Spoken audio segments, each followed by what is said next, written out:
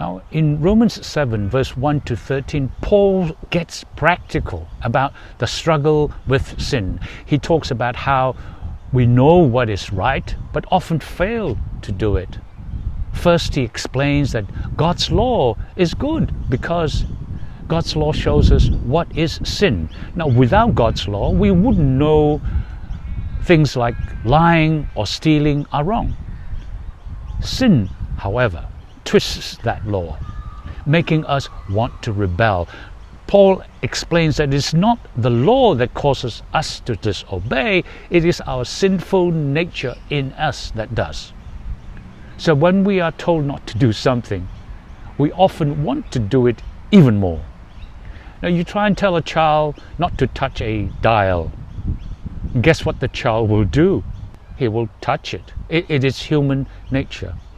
Then in verse 14 to 25, that is when Paul shares his personal battle.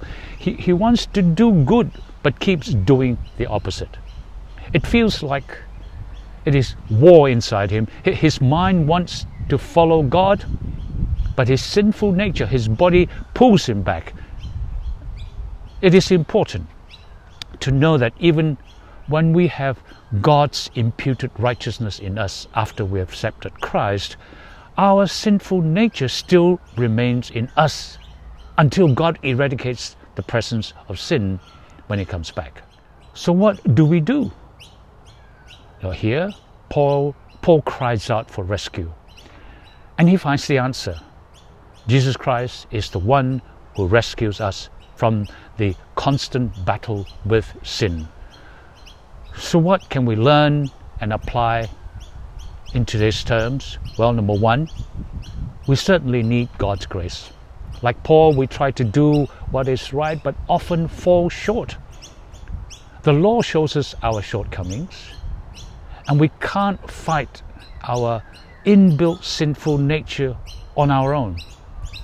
Instead of going it on our own, we can now have the freedom to rely on God's grace. It is not about following rules perfectly anymore. It's about staying close to Jesus, who picks us up when we fall. And what else can we learn? Number two, certainly be honest about our struggles. Paul's honesty reminds us that it is okay to admit we don't have it all together.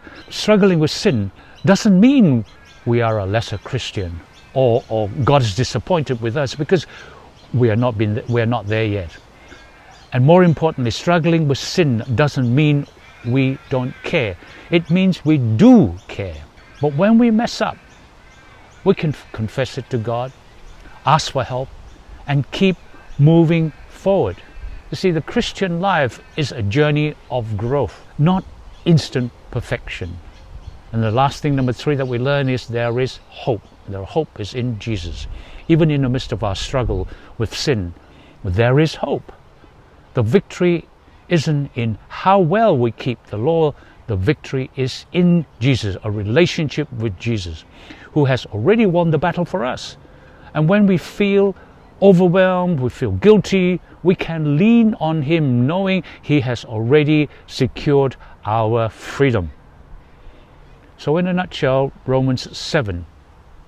This chapter teaches us that while we wrestle with sin, and Paul explained that very clearly, know that it is normal and know that we can find victory through Jesus. It's about relying on His grace, not on our strength, to overcome this struggle. Amen to that.